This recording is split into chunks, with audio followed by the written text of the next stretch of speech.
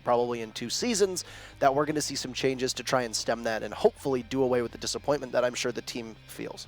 And you know, that I think you just you really hit the nail on the head there. Is one of the most important matches in the season, not only for CLG, but just in general. We've been touting up relegations, talking about relegations throughout the whole season and how important it is because of that long season that we have up and coming. But this is really one of the most important matches of the regular season. I mean, we had the playoffs, quarterfinals, so it was probably, or the semifinals, I guess technically, in the playoffs, was probably one of the more important matches. You've got the decider if you're going to LAN or not. But here you have, are you going to be playing in Pro League next season? And it's just as important. Right, and we saw in their matchup on their seeding match, which was not broadcasted on this channel, they narrowly beat Honor Among Thieves, who are now known as Motivate Gaming, by 2-1. And it was a matchup that was very, very close. Given how close Noble was against Motivate, I would expect probably a close matchup between Beastcoast as well as CLG. But we'll have to figure out where we're going and where we're not going as we look at the 9 maps, 6 of which will be banned, 3 of which will be picked, and only 2 possibly played. Beastcoast gets first ban. They'll take Oregon, Bank, and Skyscraper off with Cafe Chalet, and Coastline gone for CLG.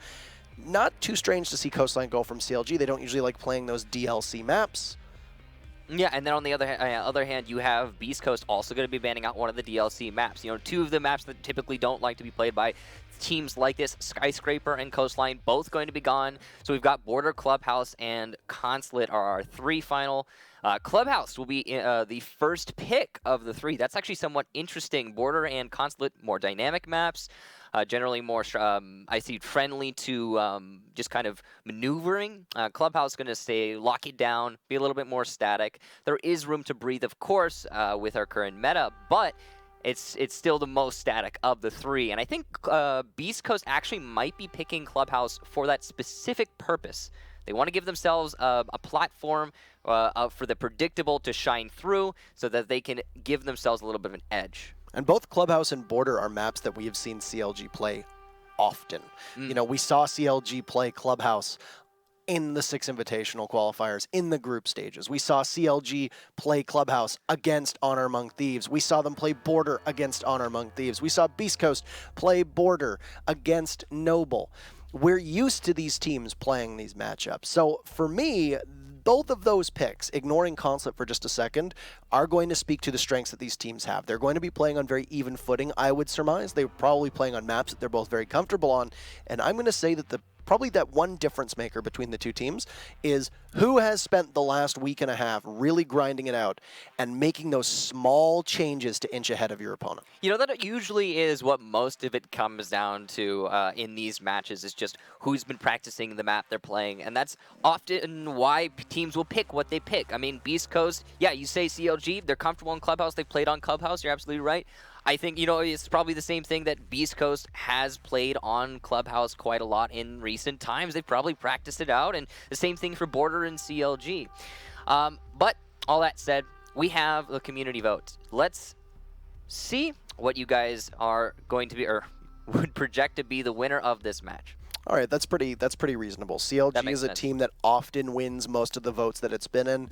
Every single time we saw them as Elevate, and then CLG, they are typically the fan favorite in most votes. But Beast Coast also brings a pretty sizable audience to it. Of course, there was all the fans that were made for Team Reckless after their strong performance in the qualifiers to get into the 6 Invitational. So I think more than anything, this probably speaks to both these fan bases and then just CLG probably having the edge because of how long they've been around in our, you know, the 7-seeded Pro League team. It seems, you know, when you look at this match from an outside perspective, it seems like CLG is a team going into this that they're going to have just that extra layer of experience to be able to just fall back on whenever they need it. You know, we talk about strategy, we talk about preparing for a map, but ultimately, if you as an individual player with your teammates, as a full 5-man squad, can just fall back on what you know because you've done this so many times before, and just give yourself that raw edge, that sometimes is all you need to get the win. And CLG absolutely has that over Beast Coast, which means that Beast Coast is going to have to put up something extraordinary to give them an edge in response. And for me, the big thing with Beast Coast 2 is going all the way back to the very start of this conversation when we just finished up talking to Foxay was you can make all the changes in the world, but are they good changes to make? Because you could pick up Retro, and maybe in the long term, Beast Coast is going to be a better team, but that doesn't really count right now if it hurts them in the short term. I mean, Retro's a great player, Yes. but it's actually exactly what you're talking about. It's the short term. I mean, long term's great and all, but we're talking about the next 6 months. That's what's important about this match. And you can, if you can get to those 6 months, if you can get to the side of those 6 months that you want to be on with Retro right now, that's great. It's fantastic. That could turn you into a super team. We could see them turn into one of the heaviest swingers in North America for all we know. But they have to get that far. So we'll see if they're up to the task. Now, if you're wondering how do you participate in the community vote, if you tuned into the end of the Motivate Noble match, you saw that there was a vote for MVP. There are socials, and we'll put them on your screen here, both Facebook and Twitter. If you tweet or if you book, here you go. Down here, ESL Rainbow Six, available to both of them. At the end of every single matchup, we always put up an MVP, so you get to choose among the 4 nominees who you think stole the matchup. And then, of course, at the start of every day, we also do the community vote. And given how, I guess, close all these matches are, we have Latin America in, I believe, just under 24 hours, and then we have EU not too far behind that. Yep. There's going to be a lot of voting to do, so connect with us, please. Click these. Many a relegation to come as we are getting close to rounding out North America. We have to do it for every region, so we've got to find out who's going to be in Pro League next season and who's not. So there, right now, let's talk very quickly about the balance changes. What did we see in that match? Number 1, Lion. First things first. Let's talk about Lion first. His impact, much reduced. Much reduced. I think he's gone from being a main line to being situational. Right. The word is situational. There are times where you're going to want those Lion charges, times where he can be very helpful, and other times where he's just not worth picking. I mean, it also... Same thing kind of goes for Ying. I think I saw more Ying play than I was expecting, and I think a lot of that actually has to do with her LMG buff. As an individual fragger, she has kind of seen a little bit of a buff, as crazy as that sounds, but as a team playing operator, substantial nerf. So you see less play from Ying, I think, overall, and I mean, that's what we've seen so far. You know, we've only had one match to judge it on, but you know, we'll see at the end of the relegations what the whole operator pick rates are. Anyway, so far we've seen less Ying play than usual. She is much less useful on a team front, but much, much better as an individual player, just pushing into a site, getting those frags, using those Candelas as cover. Right. I mean, you gave her 2 smoke grenades, you gave her 3 Candelas, and a gun that wasn't so great. Usually what you'd find is she could completely consume an entire site. You choke it off with some smokes, you get the Candelas down, you begin to start, you know, planting that diffuser for 7 seconds. You usually have somebody there for covering fire. Yeah. Pretty typical strategy. Outside of Pro League, you could see that she would be a menace because you could kind of do everything. In this case, what we're seeing is that the smoke isn't so important, the Candelas are, and as you touched upon, the fragging potential is huge. But we're going to get underway with Clubhouse. We can continue to talk about these changes in the match, but let's get to the goods as our final, or our second match, I suppose, as it is still technically the final, between Counter Logic Gaming and Beastcoast will get underway for Relegations. And CLG will be starting on attack, and we have Beastcoast on defense. It's going to be a church hold to start us off, as per usual on Clubhouse. You know, this is the bomb site that is almost always first defended. We don't often see any mixed up on that one fact. I think, you know, sometimes on certain maps we'll see the secondary bomb site picked. It's just not the story with Clubhouse. No, Clubhouse, you know, is in the pipeline right now to get reworked. It's been announced. We'll see what those changes come when it is eventually revealed. I think hopefully one of those changes will be to maybe make it so that more than one site is easily defendable. But for the time being, that's just pure defendable. Or at least defendable. I think right now it's pure speculation, of course, but you're absolutely right. You're going to go on basement. You're a lunatic if you start anywhere else on any other site on this map. So, because CLG knows that they're going to be attacking the basement, look at that. What have they brought? A fuse of all operators. So, correct me if I'm wrong, but I believe Fuse did see a very minor buff to his LMG. I don't think that, no buff to the LMG. It was actually the only LMG that wasn't buffed. Was it the only LMG that wasn't buffed? I would suspect that it's because of the fact that Finka has usage of it, and combined with her ability. Yeah, it was Finka. I mean, you've got the AK-12 on Fuse.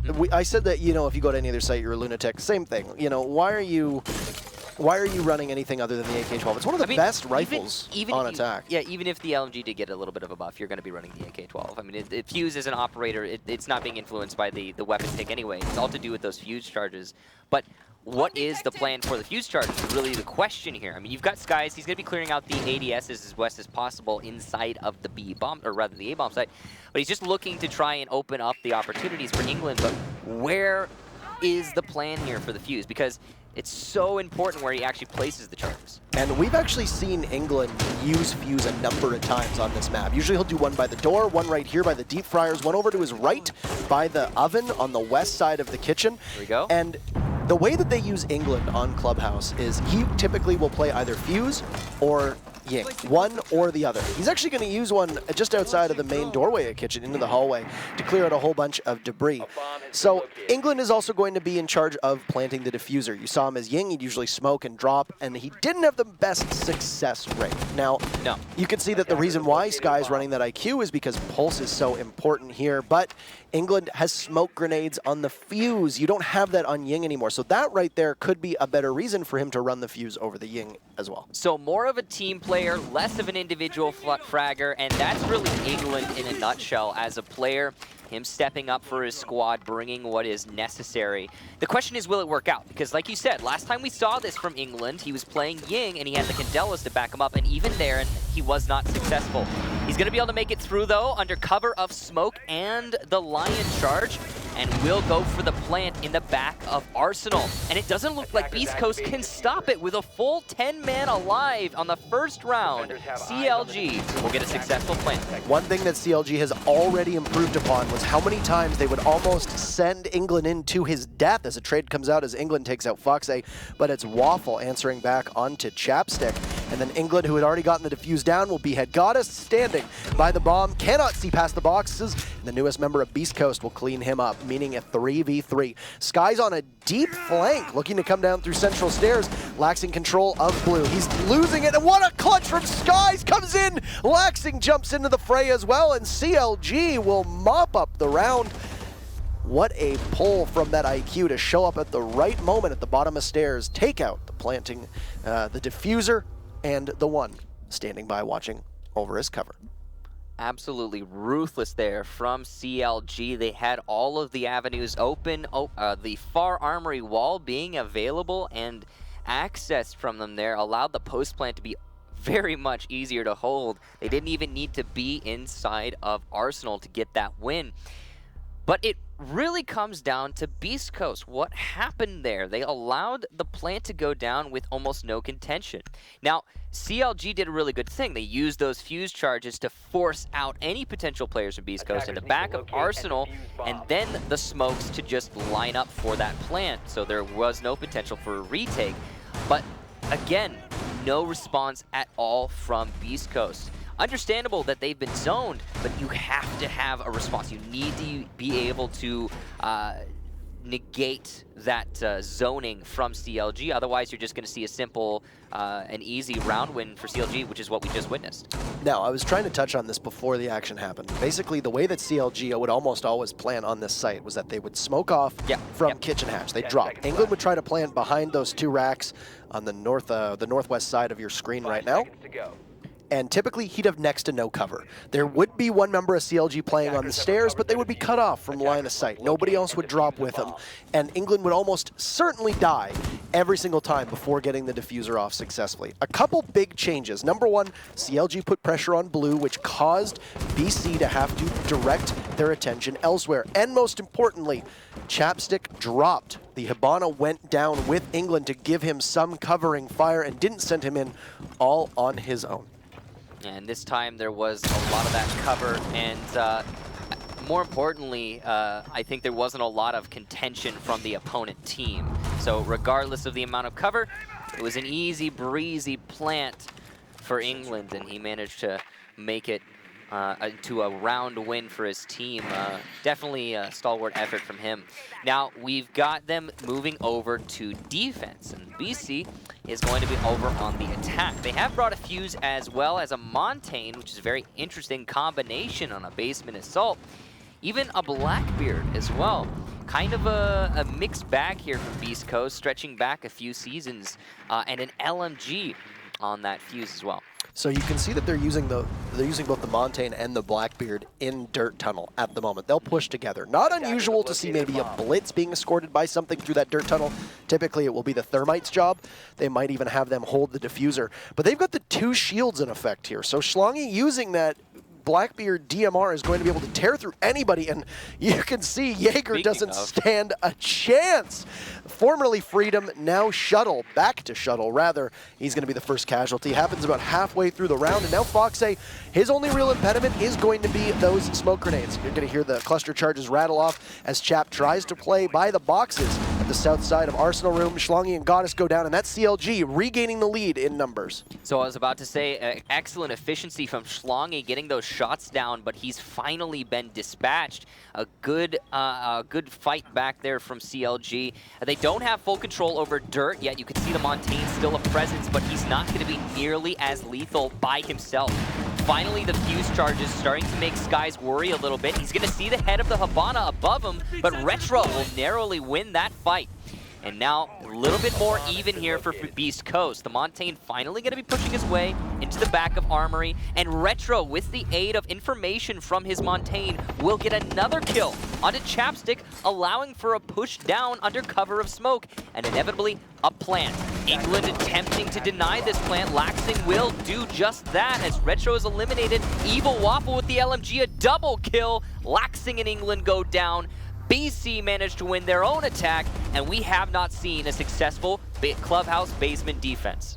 Now, the Montaigne of Foxay was able to corral the defense in such a way that it exposed them to the pressure from above, and that was exactly, I would guess, what their job was. Now, you might argue that the Montaigne had a different focus when there was a Blackbeard behind him, but essentially at that point, you're down the ability to frag. You can't do much when that extended shield is up, so what do? You just push them in the direction. You just gently nudge them as where they need to go, and Retro was there to take care of it. Laxing almost manages to win the round for his team after he gets that kill, but the rest of them just go unchecked in Beastcoast, and Waffle with that LMG able to push down the stairs and clean things up. You know, Laxing in that round was a little bit of what BC needed in their defense the first round of the basement, where he really sacrificed his life to deny that defuse plant. He said, all right, they're planting, it's time to go. It's time to say no, you can't do that. And despite that, because his team had lost so many players earlier on in the round, there just wasn't enough manpower for CLG to claw back into it after losing Laxing. So it was a good effort, but just not enough. And we're seeing a little bit more of an attacker-sided basement so far. This has happened actually a couple times in the past, in recent times, specifically on Clubhouse. It seems as though the basement on Clubhouse can be a little bit treacherous, if not properly held. And both of these squads have good answers for the zoning on the Arsenal room, specifically from Fuse. So some good, I guess, motivation for CLG is they don't typically fare as well on attack on this map as they do on defense. But then await on the other side where they lost their defense. So, I mean, you could conceivably trade a good offensive performance for a good defensive performance. At that point, it really just comes down to where you start. You start on defense, you start on attack, etc. I mean, I would argue, actually, what you were saying earlier, where they used to play a lot more Ying instead of Fuse. I mean, they would mix it up, but they would play Ying more often than not on England, and now they're bringing the Fuse, and he seems to be more useful with this operator. He's been successful in zoning out the back of Arsenal once now, and he's looking to make it twice. He's trying to see if there's a pulse, both times faking that cluster charge down. One will go off, number two will go Earlier on, you'd seen in round number 1, Laxing used an EE1D. There's only 2 for Lion, keep that in mind. He holds both of them for the time being, so he can use them. Mind you, there is also a 20-second cooldown now instead of the 10-second cooldown, so you can't quite use them as effectively in a post-plant scenario because you can't deny a rotate for as long as you used to be able to by chaining them together. You see Sky's trying to lay down some distraction over by Blue using his lifeline, but it's not likely to be a emphasis or a push from CLG given the mirror window positioning from BC and the fact that that really just hasn't been a focus for either team so far in attack. Another thing to keep in mind with those cluster charges is they're being used in conjunction with Buck's skeleton key, which is taking all that room away from Beastcoast to sit by the bomb site. And they have to retreat into church, essentially, and play the longer game here. It actually seems like CLG might be trying to rotate their push and go for a different attempt instead of trying to push into Dirt and Kitchen. We've got the first down here. That's Schlongy. He is going to be picked up, though. I would nade from above, likely from Shuttle, but it's just not enough to finish him off. And they're still trying to look from above. Mind you, those fuse charges will, of course, take care of the ADSs. We saw the ADS get burned on that final cluster charge as well.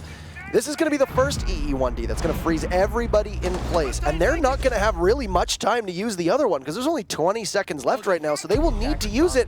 But a big C4 from Waffle will blow up the push from CLG right underneath them, and Foxay jumps in on the action, leaving a 2v5 with Beastcoast quite in control. Shuttle will take one down, Schlongy with one. It's all up to Shuttle, but there's no clutch. Retro is able to seal the deal, and their first defensive win will go in favor of Beastcoast. The Challenger League team will also take a lead of 2-1. So this is their first time getting the lead, and we're very early into this, but that is substantial for your morale when you're just getting into a match of this magnitude. So good job to BC, and I have to say I'm kind of curious what CLG were trying to do there. They were so successful in the first round of zoning BC out of the Arsenal room. They had all the control, and in this round they opted to try and reevaluate. Now, a lot of the times that's not a big issue. Usually when you see a different strategy attempting to be employed by a team attacking the basement, they'll just pinch from one place or another. Maybe they're gonna come from Moto and Blue, and that seemed like CLG's strategy. But what happened there, Parker? Well, they came down to the last 20 seconds. It just looked like they were listless. I'm imagining that they were probably going to try another push from the kitchen, and just there was something about the call that didn't work out. They didn't anticipate it could work this time. Maybe they just simply didn't want to try something. We've seen teams literally do the exact same strategy round in and round out because they know that the defense can't successfully counter them or the attackers can't successfully stop the defense. So I mean, it's not like they were afraid that Beastcoast would somehow have their footing under them, but the small changes that CLG made really didn't work out. Beastcoast read it. They read it well, and they responded in exactly the way that they should have, having the information they had. Yeah. I mean, the one thing that I'm curious about is it seems like the sort of strategy that CLG is trying to employ is the sort of zoning strategy on that Arsenal room, when attacking, of course, that is hard to counter. It's hard to adapt to. I mean, we saw BC just completely ignore the strategy seemingly in the first round and wait for that plant to come through, and I don't know. One success maybe not trying to be repeated from CLG, but that's beside the point. We're here in this round now. BC are pushing their way in through Dirt, and Foxay has breathed in quite a lot of those toxic babes, putting them on about half HP. Now this is something that I think teams we will see happen more than we do at the moment.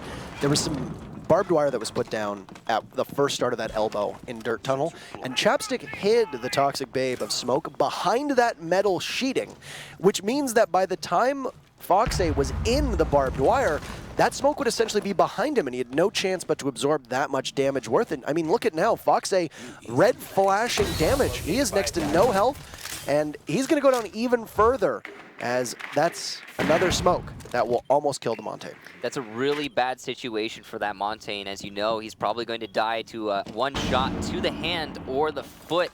So as soon as he exposes himself for a moment, you can bet one of the CLG players will capitalize. C4 from below, from Skies, not gonna hit the mark. And an attempt and a fail there from the Pulse player. So Foxy going to get reset. He dropped himself off the building, and he's going to come back to the dirt tunnel. But oh my, what has happened here? We're down to the last minute of the round. Another cluster charge will rattle through the hallway and once again push. We've seen 4 rounds and 4 fuses. This is, are we about to see Fuse be the monster? It's a double from Schlongy. Oh my! Chap and England goodbye. Skies as the Pulse is eliminated from Hibana, and once again it's left to Shuttle and Laxing to hold things down. And Shuttle's going to be in a precarious position. He's going to try to defend against the main hall. He's also going to have dirt tunnel. You've got Laxing playing in Moto / by Church. This is going to be very tough. There's also a Montaigne that Amira as well as a Jaeger will have to deal with, and a couple shots from the DMR almost taking Shuttle out. You can see how effective that DMR is. Only 1 shot connecting onto Shuttle, yet he is just 1 shot away from death. Foxy going to be pushing in, calling for his team. Shuttle's going to get 1. Laxing gets another. Schlongy finally finishing off Shuttle, though, and Laxing the final defender as he pushes his way over towards the smoke. This is actually going to give him some really good cover to move into the site if he chooses. He's going to see the back of the Montaigne, but bad timing. He sees the player planting, but cannot get the kill, and Foxy wins that melee battle. BC put it on to 3-1 with another successful attack onto the basement.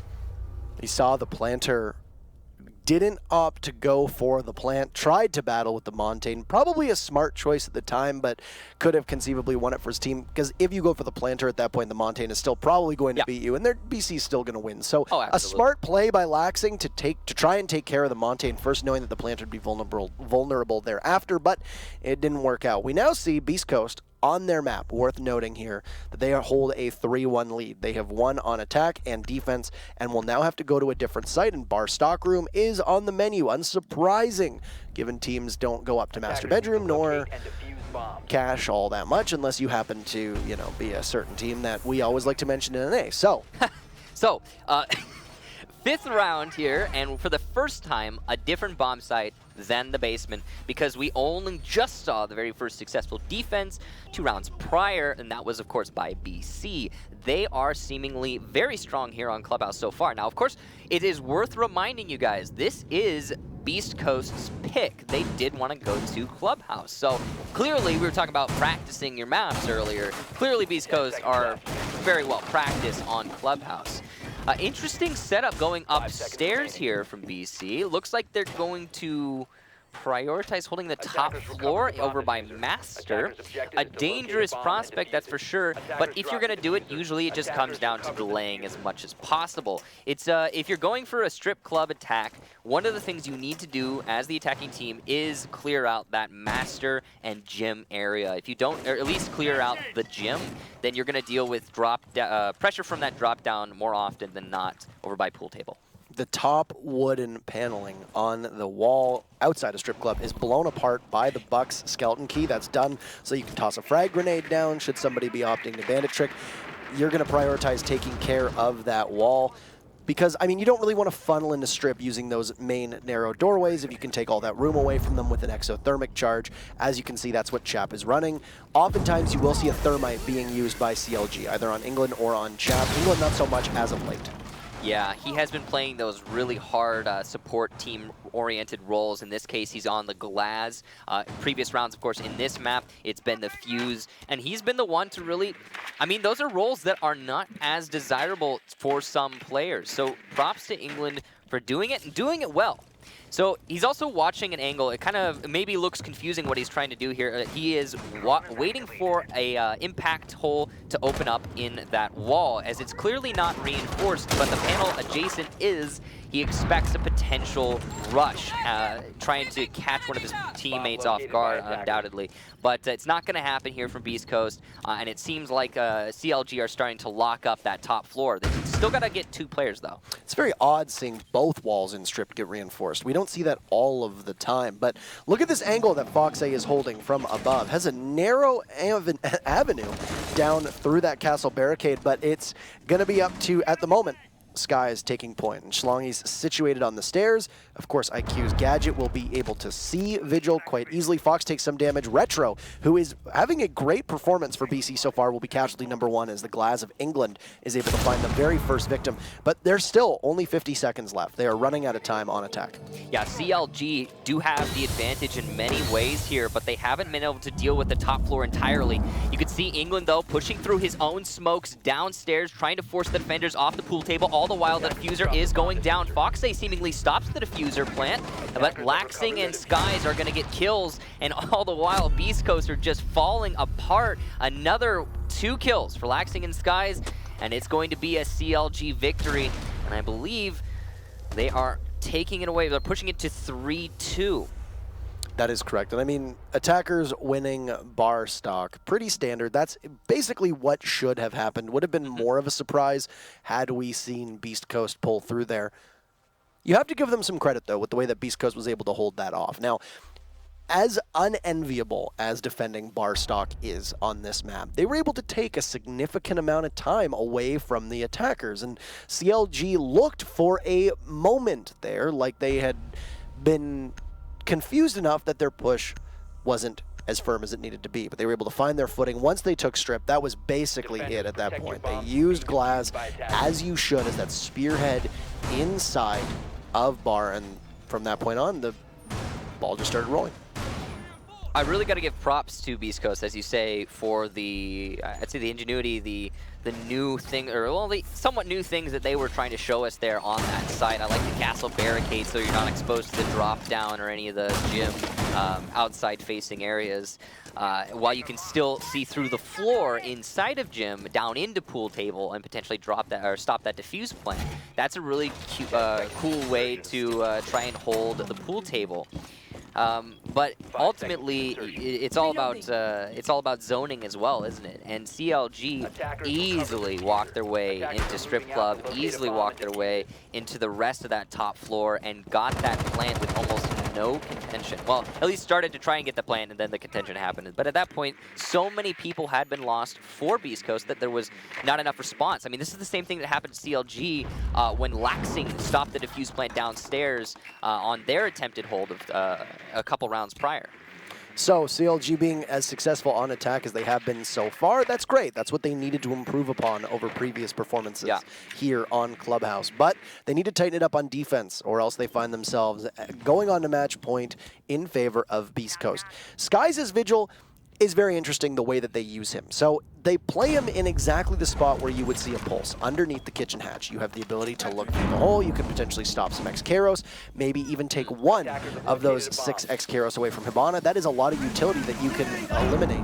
And it looks like he may not have been successful. He was successful. So getting one of those X-Karos means what, Parker? It means that either blue or Moto is going to remain safe because you don't have that at your disposal. However, take a look. There is a Thermite. Likely using one of those exothermic charges on Dirt Tunnel means that you still have another available. You could potentially use that on the church wall, or you can use on a hatch in a pinch now that Hibana has been stopped inside a kitchen. So that somewhat early impact grenade we saw from Skies earlier when there wasn't actually anything on the drop down might actually cost them, might result in that little bit of a dance that they did on that drop down not being useful at all. However, it was just the attempt that really matters, and the fact that they're trying to put in the effort to deny the potential opening of the drop down. It has actually tripped up Beastcoast. As you can see, we're down to a minute, and they're just making their push. Blue has been opened up, and the Ying somehow still alive inside of that area. Guys will get Foxay, though, finally getting control over Blue. Schlongi entering through his own smoke. What a double kill for Schlongi. Chap gonna respond onto Retro. Evil Waffle, though, gets his own, and it's just gonna be back and forth. The diffuser has been planted, though. Chapstick and Skies going to be the last two, and they will be eliminated. CLG lose yet another defense of the basement, and BC put it on to match point. So an emphatic start for the Challenger League team. They are given their second opportunity. Keep in mind that they played the team known as Flipside, now of course SK Gaming, last season, and were 2-0'd. So at least if they're able to pull this round through or take this map, it will be an improvement upon last season. Now, As for CLG, a couple things happened there. Number one, they were in great spot after they denied that kitchen drop. You didn't see a lot of pressure coming from Dirt Tunnel. That big push was largely all Schlongi's doing. He took 2 out while under fire, while being smoked, and also having a goo mine in his foot, and still that Glaz persisted, was able to get the 2 kills he needed and took up a ton of space, essentially pushed CLG back off of Church, and at that point, CLG was playing from behind, and BC just let them dry. Say what you will about the Cheesa being able to see through smokes. I mean, those were some nice shots. Beautiful. From Schlongi. Really choice. And you don't always see that. A lot of the time, you'll have a Glaz pushing through his own smokes, and he'll narrowly miss those shots that could win the round easily, but it was not for Schlongi. No, 10 sir. seconds remaining. So definitely a Pro League performance so far from the Challenger League team. They really want it. And they're going to be going down onto the basement yet again to try and get it. The last time they were on this basement, they won this hold, and this is the third time they're going to go for it. So they're 1-1. This could go either way. CLG, I would say, Parker, do you think I'm right in assuming that CLG is going to fall back on what worked the first time and go for that zoning of Arsenal, or do you think they're going to try something new again? I think they'd be foolish not to put all that pressure on the kitchen. I don't think that Beastcoast has shown anything over the last 2 defenses of Arsenal downstairs that they know how to counter what CLG brought on the very first round. And, I mean, it worked. You might as well give it a second go. CLG kind of puzzlingly tried a different strategy on round number 3. It didn't work, and they need to regain what they found. Now, the one thing that does bode well for them is their 2 victories on rounds have both been on attack. Yeah. So they will need to do that, obviously, again, as their defense has not looked tip-top. But of course, leading off of that, even if they get this round win, they have to get a defense win to push it to overtime. That's how much of an advantage Beastcoast have right now. The C4 from below going to light up England substantially, and he will be put on half HP. But the same has been done onto Foxay by virtue of those fuse charges. So a bit of an even exchange, in fact, favoring CLG just a little bit. That was actually something was it a C4?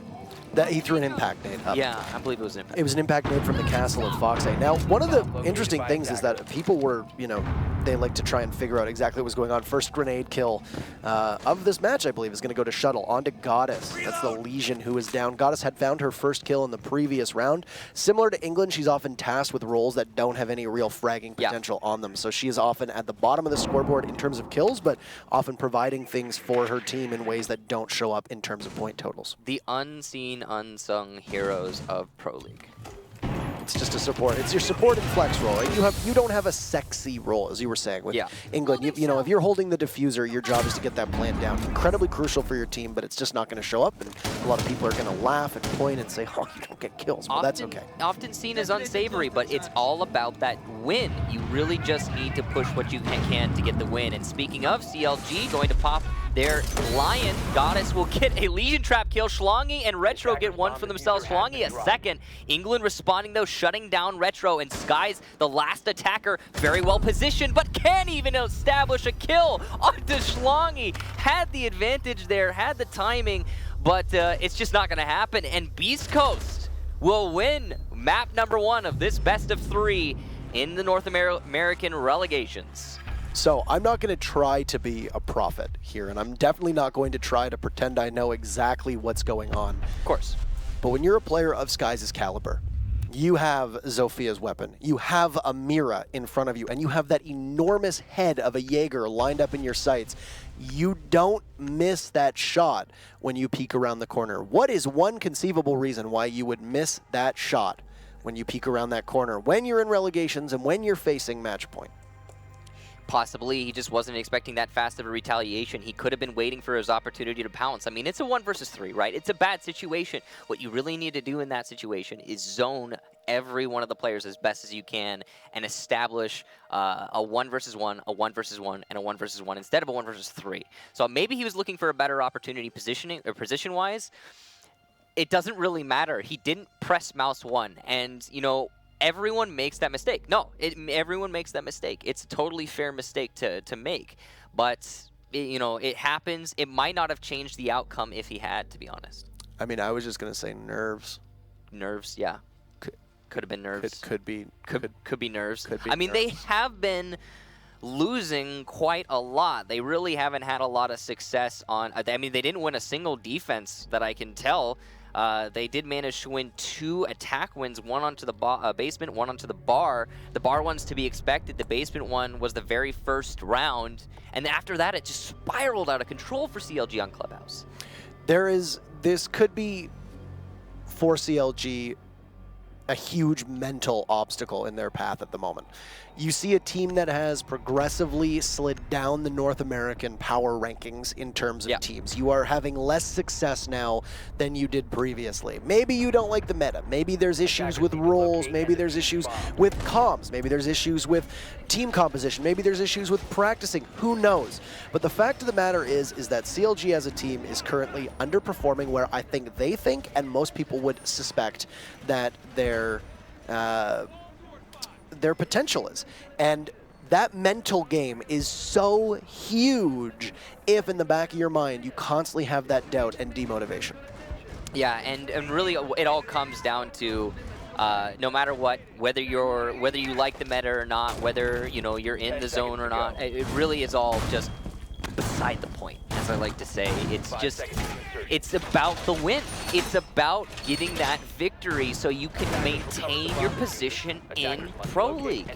That's all that matters in this situation. So that's what they have. That's what they're up against right now. That's what they need to give their fans. That's what they need to give them themselves, and that's what they're out to grab here as they move on to the second map. This is Border. Now remember, CLG was the team that wanted to go to Border. This is their pick. So it's entirely possible. This is where the comeback starts, and we get to map number 3, which of course is going to be Consulate, should we get to it. Now, we saw Beastcoast perform on this map against Noble. They lost. We saw them play against Sinister in order to make it into the top 2 spots in Challenger League. They almost lost. They almost tossed away a lead, ended up in a 3-3, and eked out a victory in the final 2 rounds over Sinister. So for Beastcoast, they have a lot to learn about this map. I would imagine Retro's impact on Clubhouse was pretty significant. He did very well.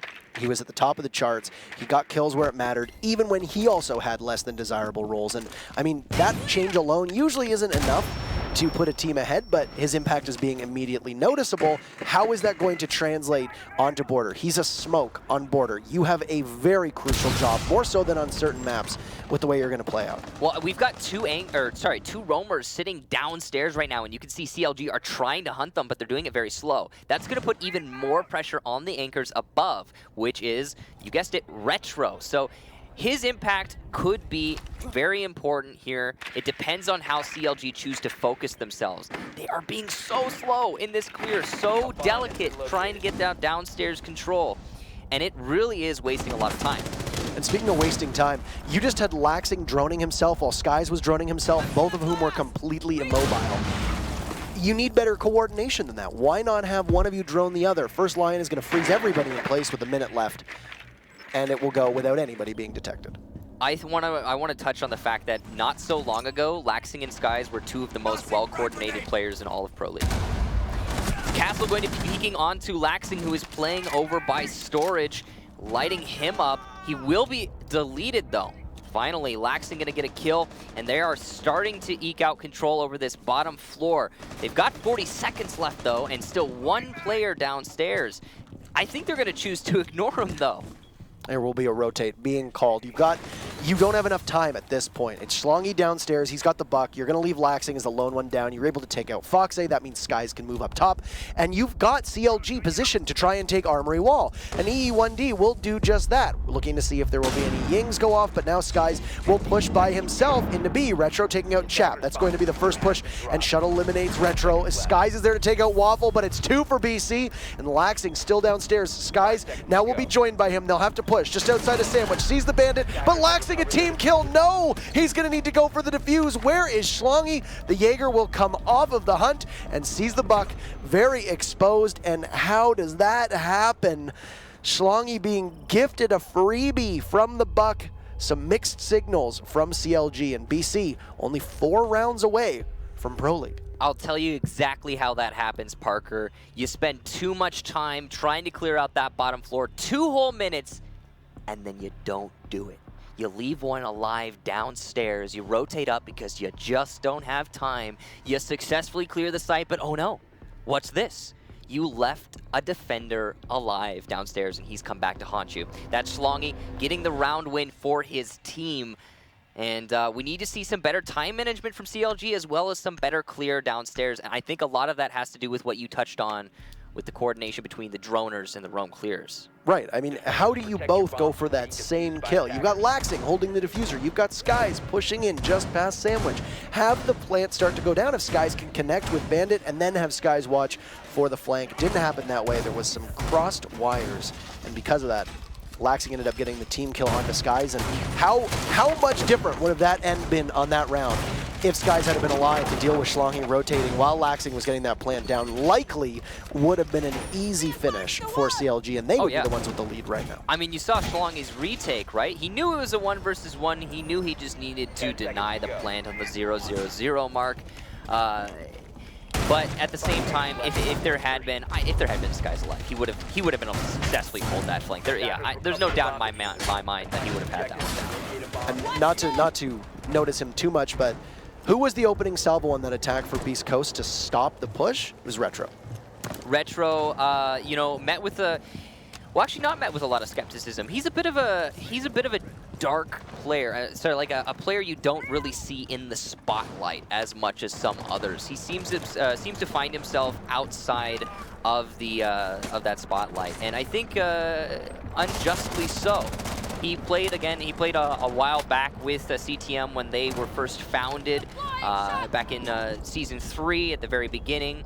You know, when CG Sports was really coming into its own, and he started to take a break. It took a little bit of a hiatus, and he's come back now. And starting out on Beastcoast, he seems like a formidable teammate and opponent as well, at least so far. Playing against a team like CLG, it's a really good way to prove yourself. And Beastcoast already has a superb and up-and-coming anchor player in Evil Waffle. So now you've even rounded that support on site out even greater by putting Retro in there with him. That's a lot of clutch potential in 2 members of the team. Now, Sky's in a very interesting position to rotate up through East Stairs, and he will slowly crouch his way up.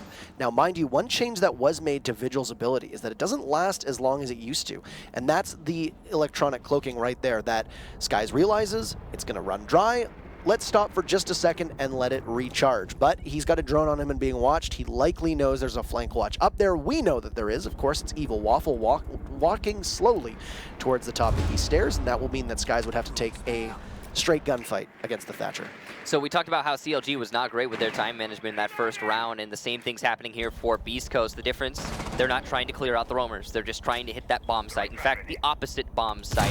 As the nades whiz out, they go way too far. A little bit of an arm on Foxay is going to result in a missed potential kill on Chapstick, who's trying to anchor that B-bomb site alone right now. He's got a lot of support from adjacent rooms, but the thermite charge going to open up the wall just next to him.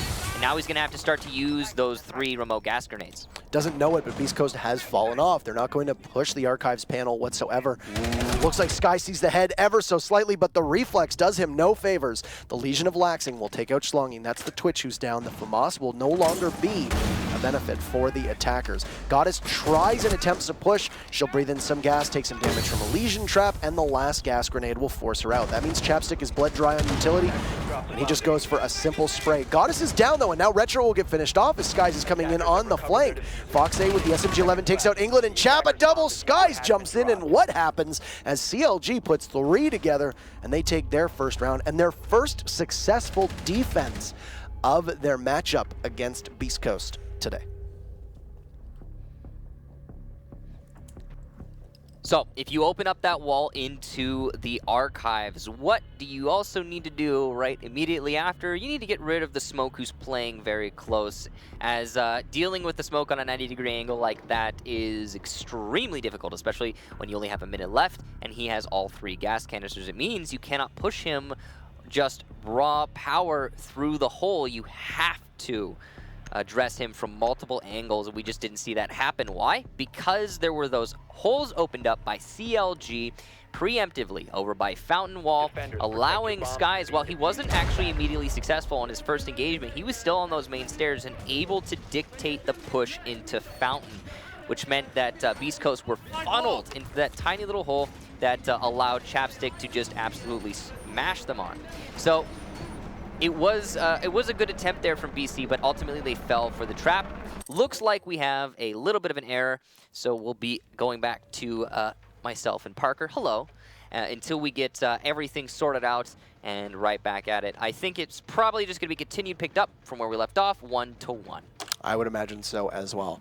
Now, we talked about unsung heroes, and a name that so rarely seems to creep up in their matches is Shuttle and the impact and contributions that he has. There are a multitude of games where Shuttle will drop 8, 9, 10 kills on a matchup, yet his name just never seems to show up on our tongues. And I think a big part of that is because similar to Retro, similar to England, similar to Goddess, in this match in particular, he usually has a job that goes unnoticed. His job could just potentially be flank watch. He could be, somebody who's set up to get traded off on a team. He could potentially be a utility-based operator, getting a kill here or there, but they're big, impactful kills that don't light up the scoreboard, but are there to give your round the win, and I think he deserves some praise for his play today as well, because he was crucial on Clubhouse to keep them in there. The roles that Shuttle play are basically the anti-flashy, and something like flank watch, for example. When you see, in a situation where you see somebody attempting to flank an entire 5-man push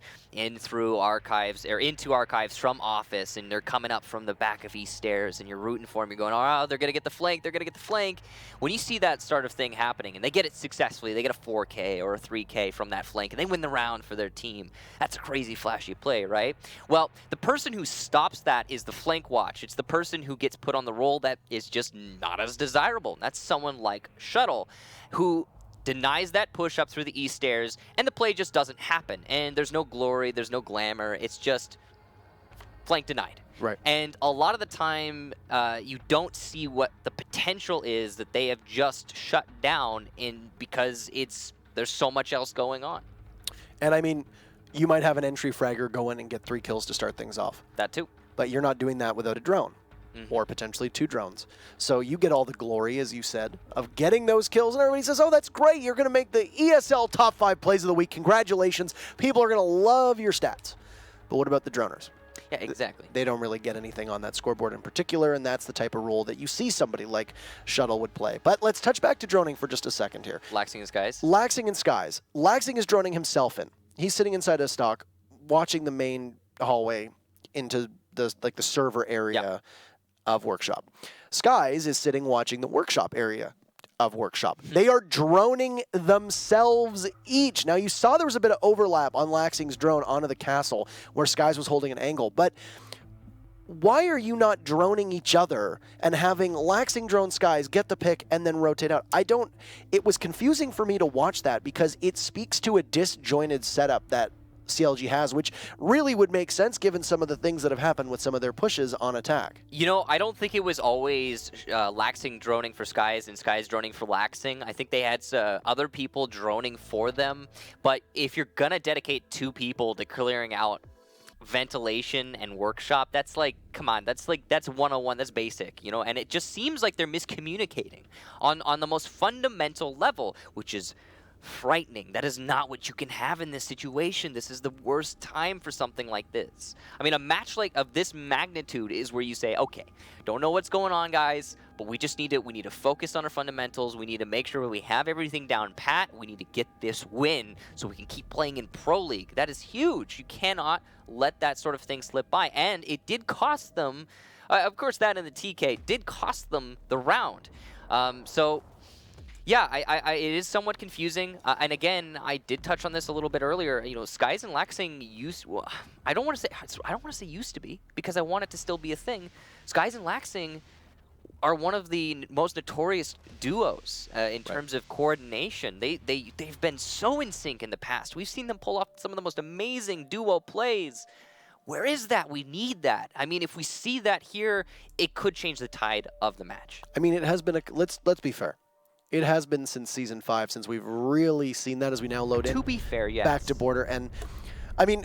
But it happened. It was there, It was there. But there's an ebb and flow with all teams, right? And now we see, as we head back into this, it's all tied up at 1 apiece. Armory is locked upstairs for both teams, so there will be no top floor defense. As, of course, all your other sites are down on the main floor.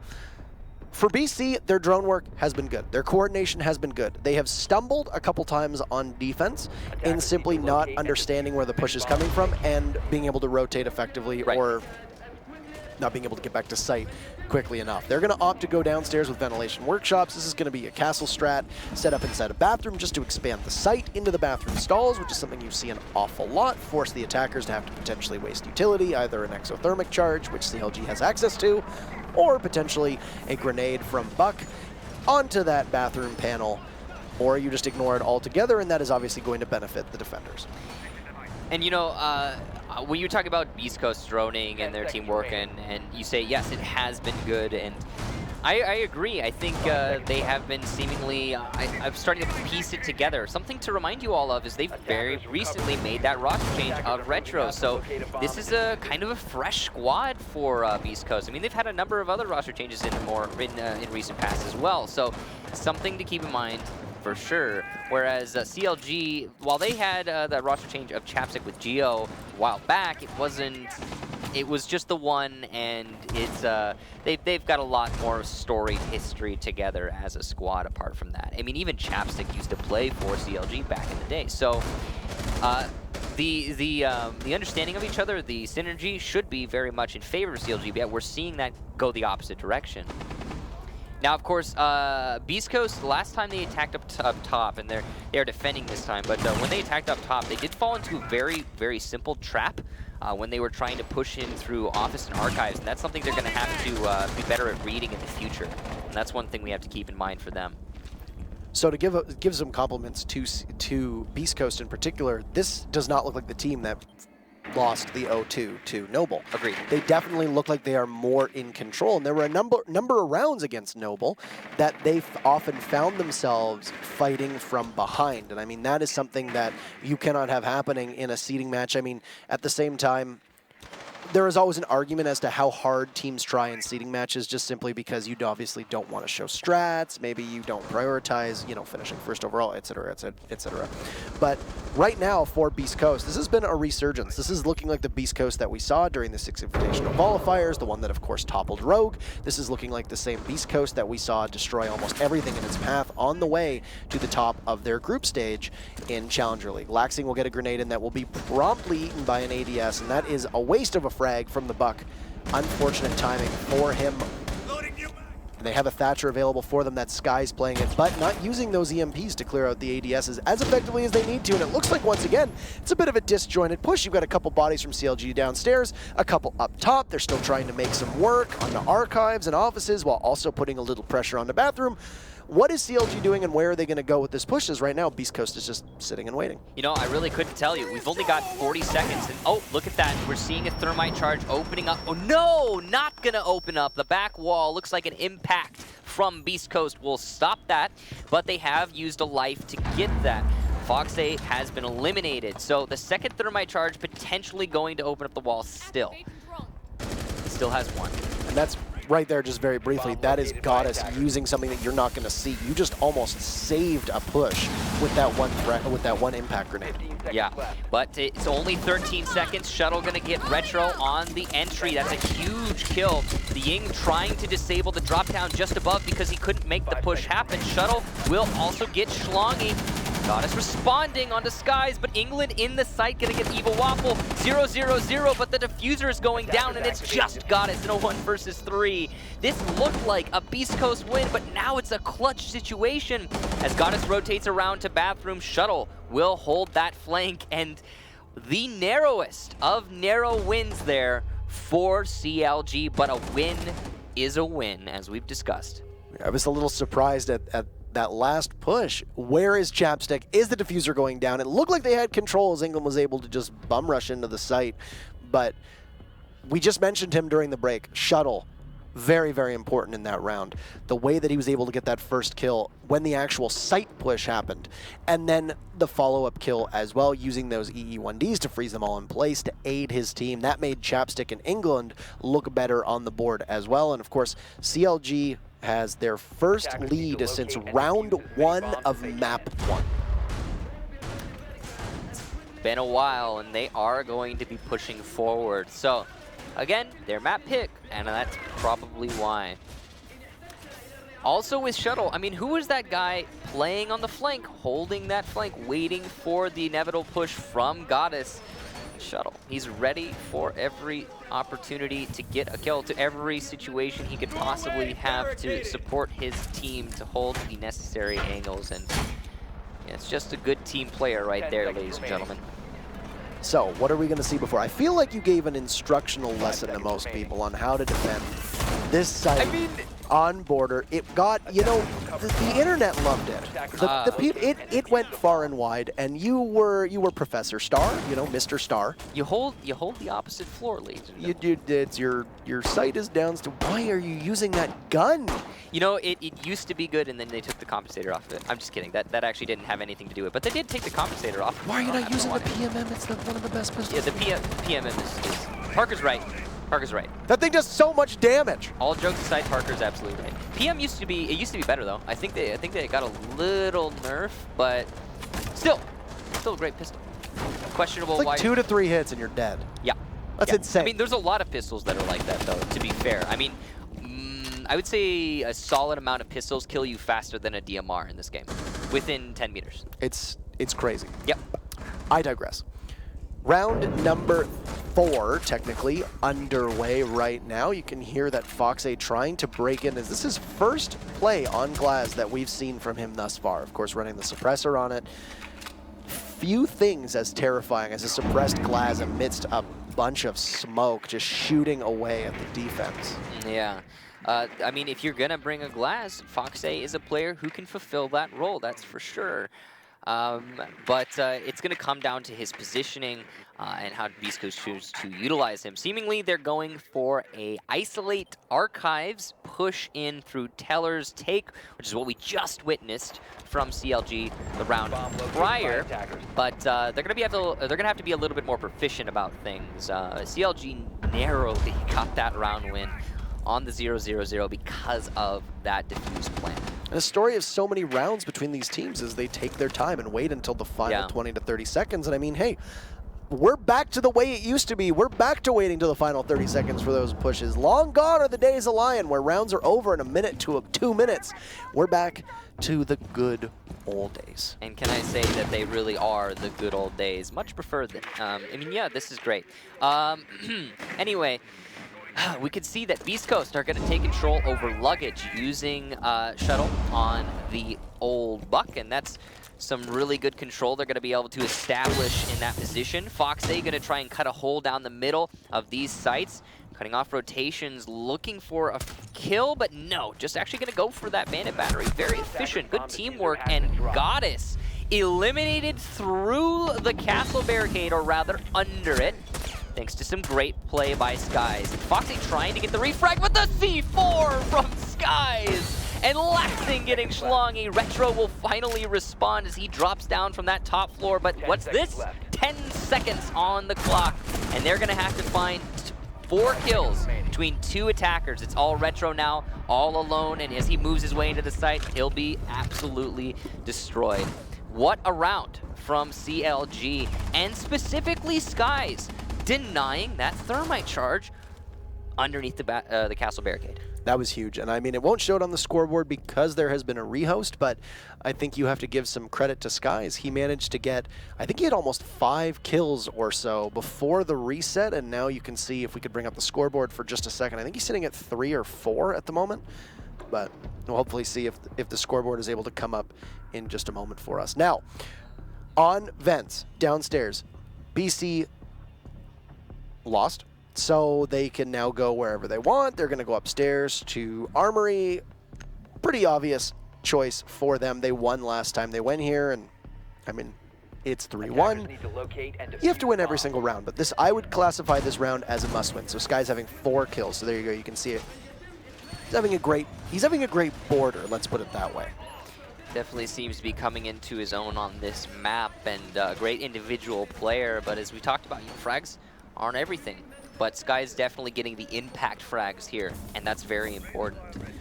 You can see that Beastcoast can be doing your typical open up above to look downstairs and try and deny the pushes in downstairs later. I mean, This is going to help you keep your mirror window alive for a much longer period of time so that it can influence the round later in, well, the round. Most of the attacks onto this top floor have been coming from the office into archives. We haven't seen a whole lot of mix-up on that point. We could very well see that happen here. I mean, CLG have a lot of options. They have brought the thermite, so they could push from the A wall. They could push from the B wall. It's really their choice. But they're going to be going for a little bit of a spread-out tactic, looking for their opportunities. So, Skies, yet again, going to be putting himself on roam clearing, and he will see those barricades placed, and now he'll be aware that he has an opponent to face. And that's going to be Foxe and Schlongy, the two roamers downstairs. Last time we saw CLG clear out this bottom floor a little bit back, they had a little bit of a struggle with it. They couldn't actually get both of the players who were downstairs. They only got a single one of them, and it took them 2 minutes and 40 seconds to do that. Foxe back on all reliable, the extended barrel. Oh, and all reliable is unreliable as Laxing is able to outgun the UMP with the extended barrel vertical grip and red dot sight. Of course, a Frankenstein weapon that we see being used in a dramatic pose from the pulses. Now Shuttle will be able to drone out Schlongy and likely giving his team. So look at what BC is doing right now. They are droning for each other. Shuttle, of course, droning out Laxing. That is significant. And oh no, Skies! What a... Whoops. And they droned that ADS too. Shuttle's drone, skirt, skirt, right by the ADS at the doorway of vents. How do you not communicate that? And that is a Mira of Evil Waffle that will remain safe for the time being. Yeah, as well as the Bandit batteries on the main A wall, and the Bandit himself will be able to continue to be able to trick that wall, so doesn't look like CLG can get through into A. They did get it, my apologies. There's no mirror there. Laxing gets kill number 2 onto Schlongy as an EE1D goes, and there's 60 seconds left for them. Nice frag there for Laxing. The roamers have been cleared, and a whole minute for CLG. This right here is CLG in tip-top form. They seem to have regained their identity. They seem to have regained their confidence, and now they have full control over this situation. They even have a Ying ready to push in through A wall when necessary. So they'll wait, and a smoke will go off, perfectly timed, 30 seconds. Retro has 2 more that he can chain together to try and deprive them of that push. He still has the mirror intact as well, so that black mirror being up will help them. Another smoke will go off, and it's just at a point now where CLG is just going to have to charge in, and Retro will tear Chap to pieces. So he manages to stay away from being blinded, but look at the EE1D. Retro still gets 2 as it's a shootout at the OK Corral. England goes for a plant, and he will move as a C4 goes off, and Laxing with 3 kills. Can England stick the landing? Skies gets one onto Retro, and it's the Laxing and Skies duo putting this on match point. And the Beastcoast that was able to overpower CLG on Clubhouse so masterfully has vanished in Border. Of course, showing why these teams prefer their own maps. It's 4-1 in favor of CLG. We saw it come very similar on on the previous map, but in favor of Beastcoast. And now CLG managing to string together 4 rounds. Beastcoast won the first, but they just can't get anything else in through the door. They're going to go on to attack, and CLG defending the armory. It's an attempt to lock out this map. A good bomb site for sure. Try and win it out. And look at who's showing up for BC right now. Retro. Retro. And yeah, I mean, I wanted to talk about actually Retro in that last round. He was playing inside of the small office, and he was just fragging out. He didn't get all of the kills and win the round, that's for sure, but he was playing his position so very well. His smoke timing was really perfect. He came down to the last 40 seconds and started chaining his smoke, and he managed to, if nothing else, scathe the attackers as they started their push into the site. Mad props to Retro, really. I think we've been touting him up a lot, but you really can't, you know, he's coming back now. It's his first time back in a long, long time. And you got to give the credit where credit's due. He's been playing very well. And he's had a significant impact on this team. And I think that's the big thing is you look at Beastcoast, what are they doing differently than their match against Noble? What are they doing differently against their match against Sinister a couple weeks back as well? What on earth? Well, they seem better coordinated. They seem much better coordinated. You saw some great drone work there on the last push from them as well. We'll anticipate that will happen this time too. And you mentioned it. Beastcoast has undergone so many roster changes. Breezy, who used to play on the team, who was replaced by Evil Waffle, just qualified for Pro League on Noble. ZZ, no longer on the team. Powerful, who played on the team last season, now off the team. Schlongy, who didn't play on the season last season, now back on the team, and Retro being added. You need time to get that synergy. You need time to gel, and I think Beastcoast, whether they make it into Pro League or not, depending on what happens on Border and then on Consulate, I think they have a very bright future ahead of them, and I think it's something that we're going to look forward to seeing that progression over time.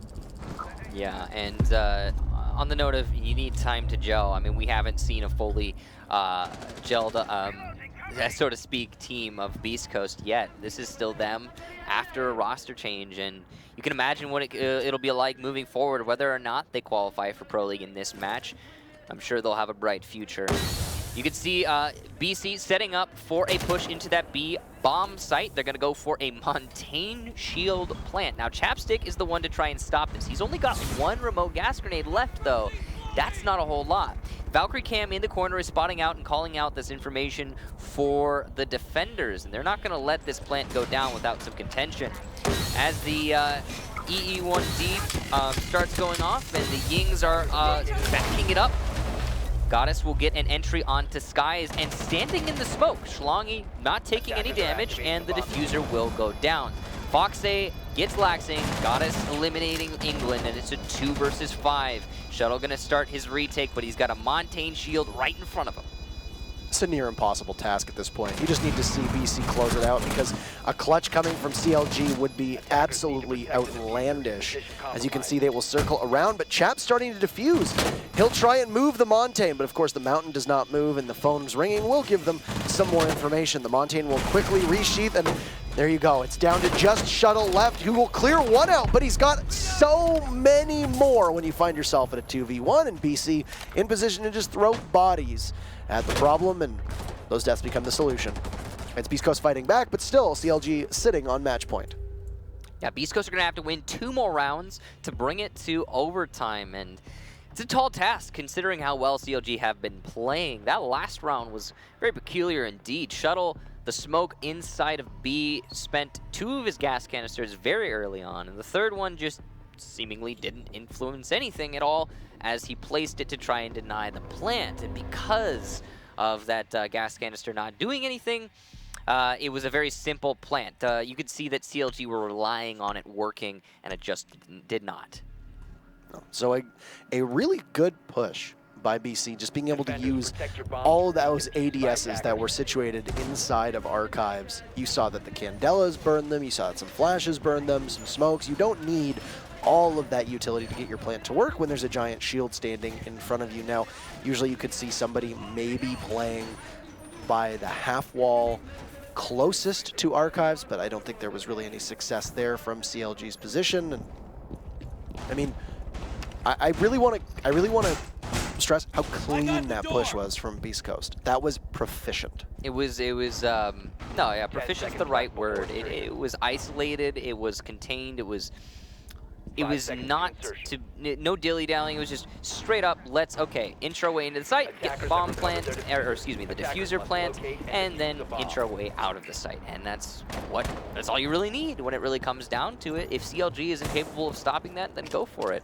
Good use of the Montaigne shield as well. You can see CLG have been actually really struggling. Something to note, CLG have been really struggling. Every time they meet a shield, it seems like they encounter a bit of a problem. And that's not going to work, Chapstick. There you go. That might be, I don't know. Well, no, just narrowly. You can still inch around that though. It doesn't cover. You can still creep around it. Far away from the wall. It's not the best. No, but you know, we'll just. You did your best. It's probably not. No one's gonna run out from East Stairs in all. Give him a gold star. You get a gold star. You, Kevin, did your best. Okay. There you go. So Fox A Kevin with Do. that monstrosity of a gun. Kevin Do, how about you, Or Kevin? Kevin don't. Kevin Do, how about you, Kevin? Don't do that with the Claymore, all right? Just in case anybody's curious. But That's Kevin is Kevin Do is Chapstick's real Chapstick. name, just in case So. you're slow to the party. welcome to the club, everybody. It's a big club. It's a nice club. This is a good, I like this club. So, staring down match point, CLG has the opportunity to attack onto Armory. It is a site that Beastcoast has only defended successfully once in round number 1, in a round that I think arguably you could have said was CLG's to lose. Yeah, I mean, well, that was the round where CLG just did not clear the bottom floor. They did. They got the single kill, and then they left one player, that was Schlongy, downstairs, alive and well, to come upstairs later in the round at the last second and clutch it in a 1 versus 1. So, yeah, I would say they struggled here, but they have been showing that they're learning from their mistakes, and they could potentially do that here. However, they've come down to the last minute, and still, Roamer's not cleared. What did Skies do effectively this time? He was able to get that floor just by the Armory wall without an ADS taking those shots from the lifeline. Now, on his belly is the Pulse, who will dive up for just a second. Laxing misses his opportunity and wondering to see if the Pulse is going to peek out. He's going to have the heartbeat sensor available to him as Schlongy stands by the door of server room, just by Workshop, watching ever so patiently. CLG is frozen in place themselves with both Skies and Laxing waiting, but they are not just battling against two roamers, they're also battling against a clock, which will continue to march towards the 0-0-0 mark. There's only about 30 seconds left in what could be our final round if CLG is able to pull this one through and send us to Consulate. But for Beastcoast, you have to imagine that they're going to be in prime and good position, though they will lose one as Schlongy tries to rotate to get back to site with 20 seconds left. Skies will also get retro, so that's 2. One of them was from above. There's still a roamer downstairs, but Goddess will get Chap, and Evil Waffle will eliminate Skies. So Beastcoast fighting back in this last little amount of time. Goddess rotating, gets a headshot onto England. That's the diffuser down. Shuttle refrags. Goddess another for herself. And it is going to be a defensive win on time alone. Laxing downstairs, unable to influence the round. And it is indeed Skies 4-3. Very odd pace as to how that round played out. You know, if I'm CLG, I'm feeling pretty confident. Goddess wasn't able to see the flash for some reason, completely unblinded, and I think that was just simply her pushing well past it, and then Laxing being downstairs a little too long, relying on the rest of his team to make the push, and wasn't able to get up top to help them in time. Reminiscent of round number 1, wouldn't you say, Parker? Defenders, protect your bombs from So, being defused by a attackers. little bit of a struggle there from CLG, specifically again on that roam clear. And you know what it is? It's 2 roam clears, and neither is getting droned in. It doesn't matter if it's another CLG player who drones them in. It doesn't matter if it's one of the 2 that drones each other in. As long as someone can drone one in so that they can push, get the kills, and get control over downstairs, and then go up into the site. But if the way they're playing it right now, because Beastcoast are so very patient on their roam downstairs, they're not making any huge mistakes. It's resulting in them getting defensive wins on Armory. The one mistake that was made was Schlongy, who attempted to rotate. But in his defense, he attempted to rotate in the last 20 seconds, expecting there to not be any CLG presence downstairs, because why would there be in the last 20 seconds? So, interesting that CLG is going to opt to go down to Ventilation Workshop. They've only won on Armory defense once. They've won Ventilation Workshop once on defense. They lost the other time they went to Armory. So, I mean, if you're CLG, why not roll the die on Ventilation Workshop? You have, technically, in terms of percentage, a better win rate on that site than you do upstairs. And you might also be able to catch BC by surprise. They might have created this composition expecting a push up top, and look at that. A Montaigne from Schlongy suggests that they were not anticipating attacking downstairs. Also noticeably absent from Beastcoast is a hard breacher. Yeah, so what is this attack strategy? It's the same one we saw earlier when attacking onto the Armory, or sorry, not the Armory, rather the Archives, where they inched their way in through the doorway into Archives from the balcony, got that plant. They didn't need a hard breacher for that. They just really did not. And you could can see that CLG is expecting that same composition and has placed heavy emphasis on the B bomb site here, because what do you do if you don't have a hard breacher? Well, you can push it through the front door and you hit B. So CLG, well, in a good position to deny this push, and Beastcoast in, I would say, dire straits in this situation, even though we haven't seen any kills come out. They're not looking good for the push. At face value, I would say that Beastcoast does not have the tools necessary to attack the site. And they're going to use most of those tools up top. Shuttle, who is having a great match, alongside Skies. Shuttle will get kill number 1 underslung, and you lose your Monte. Yikes. That is early to lose that shield. Retro's going to blind everybody, but he's going to push in a little late in conjunction with Foxay, who is England, hits the deck, and Laxing will get 1-2, meaning it's just Evil Waffle and Goddess left, and they will head for the hills. It is bad shape for Beastcoast right now. Goddess will rotate, and this is all but over as we look towards Consulate with 50 seconds left. This is an almost insurmountable task for Beastcoast to overcome. Now, mind you, there is still 1 Logic Bomb and 1 EE1D, but if you're CLG, you're smart, you play very reserved, you trade off your teammates, and you still come out of this with, at most, only losing 2 operators. What an amazing read from CLG, giving them such a huge lead early. Well, I say early.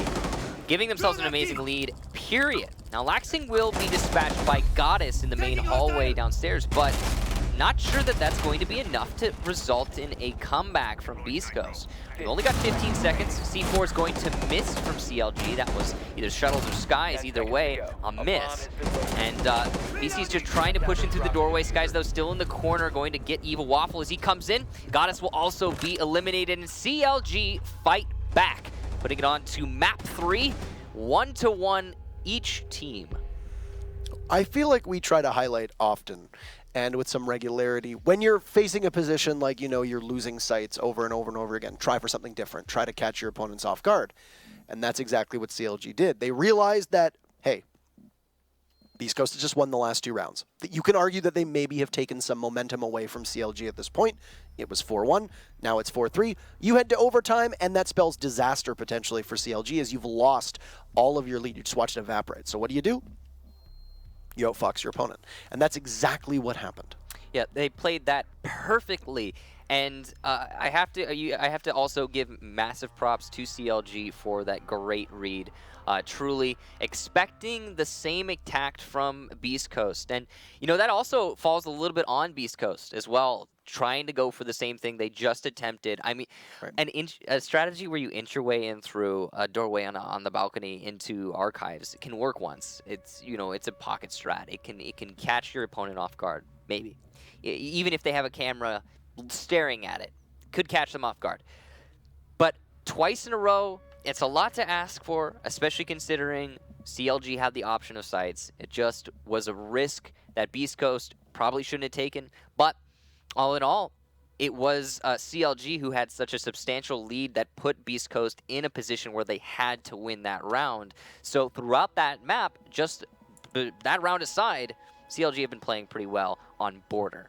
And as we move our way over to Consulate, the one thing that Beastcoast has to take away from border is that they got more wins in terms of rounds on border despite losing than CLG got on Clubhouse despite losing. So the cumulative round count is 8 in favor of Beastcoast and 7 in favor of CLG, despite the fact that these maps are both 1-1. So Beastcoast has had a terrific day. They are buoyed by the new addition of Retro. Goddess was able to play extremely well on both sides of the proverbial field on border. She was doing great objective-wise. She was able to get the kills that she needed to, and I believe she topped the charts, if I remember correctly, after all was said and done. Skies had an enormous day on border. He broke double digits. Shuttle was just close behind. And once again, we saw a couple rounds where Skies would get a 2K or a 3K. And yet Shuttle so close, yet still not getting the flashy plays. So you have to give the praise to the people who deserve it, even though sometimes it might not be the flashy, the sexy, the standout plays that you see time and time again. Yeah, the players shrouded in darkness, such as Shuttle, such as Retro. But, I mean, I say shrouded in darkness. Retro, on the other side of the fence, really coming into his own and out of that darkness, so to speak, in this match. I mean, we've talked about him a little bit in this match, but already, but it's really got to give him props. Yeah, and Skies, Shuttle as well, supporting Skies. Laxing as well, being in a position to be somewhat the anvil of Skies, especially on those roam clears, working together to deal with the problem. It's been great teamwork from both squads, and there are a lot of players to point out here. Really, everyone involved has been doing pretty well. So, map number 3, Consulate.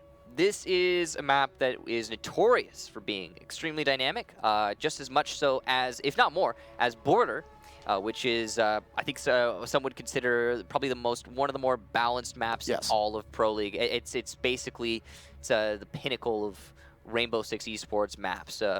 Consulate is in that second zone where you're talking about, like, yeah, very narrowly could be considered one of the best maps in Rainbow for competitive play. And so we're expecting going into this map likely to see a very even contest, or at least hoping to see a very even contest. Consulate, all 3 floors and all 3 sites are totally defendable.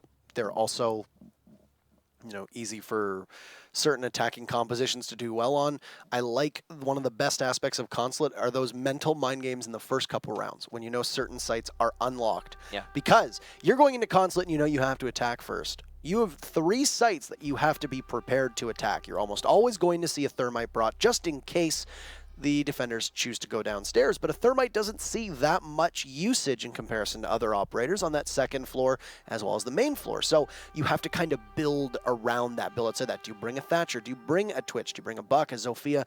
Is Lion integral? Do you bring a Yinglaz, etc.? So there's a really healthy diversity, I find, of the attackers on Consulate. Maybe not so much the defense, but definitely for attacking. You typically see a revolving door of attackers. I mean, and that's really what it's all about on Consulate. As we load into the map, you're going to have to keep an eye on that attacker composition. I mean, downstairs is those hard breachers. Middle floor, it's the disruption, it's the smoke. And the top floor, you're looking at things like Blackbeard, being able to win your one-on-one engagements, maybe even a blitz. Just in general, some mix-ups likely to come out from the attack. And as you can see, of course, a Thermite is going to be brought. You need to bring it. You have to. You don't see, number one, CLG doesn't run a lot of Hibana to begin with. They have both Chapstick and England, both of whom have played Thermite so far today. You can see them go back and forth. Of course, it's going to be Chap, who is almost, old Chap playing Thermite for them over the last little while, having England hold on to more of those utility-based operators other than your hard destructors. And BC by nature of the coin flip will start on defense. First, they'll opt to go upstairs to the Consulate office. Well, Chapstick doesn't play Thermite. He plays Fragmite. There you go. Yeah. It's a small distinction. Yeah, it's a very, very important distinction, though. But, yeah, Beastcoast actually interesting here. They're going to be a Rook, which is something you don't see every day. Not as in the meta as some of the other operators. He does get played, but just not as often. Guaranteeing that down is an important thing, though, in some situations. Most notably, apparently, here for Beastcoast, defending that top floor. They also have the impact grenades, which is going to allow them to open up those rotations, and they have brought an Echo, which is going to allow them to play off-site a little bit more. Specifically, that's going to be important on the B bomb site, especially considering CLG have brought Laxing on that Blackbeard. Laxing on Blackbeard. Oh boy, we haven't seen Laxing really tear people apart with a Blackbeard in a while, but he is well known in the North American community for being one of the better Blackbeard players out there, not just in NA even. It's been using operators that are based largely upon their abilities more than Blackbeard, though. We saw him play Twitch a lot. He was playing Lion earlier, of course playing Buck as well. He was great at those too. They've moved him off some of the fragging roles and also allowed both England and Shuttle to kind of fulfill those roles too for their team. There isn't really as much flexibility on BC. That was Foxay talking about it in the interview where he said that they have that flexibility to make those changes that they need to, but Beastcoast is decently static on their roles so far, having the players play what they do best. Yeah, and I think it's a bit of a, for a lot of the top tier teams, it's considered a kind of an archaic mindset, is thinking about you can only play one role, or you have to specialize in one particular role. A lot of teams now are opting to play more dynamically, where they really just, okay, you're gonna play this in general. I mean, you're also gonna want to be ready to rotate should we need you to. I mean, it's all about fulfilling the needs of the team, really. And that's something that CLG has been doing really well, I want to say, so far. Ooh, a lot of shots going into the side of Skies. He's going to be put onto just underneath 25 HP, about 20 HP. And Foxay probably doesn't even know how much damage he's just done. It's likely Skies will reset himself, so not a huge deal, but time wasted, damage done. Good job there on a random spray through a window.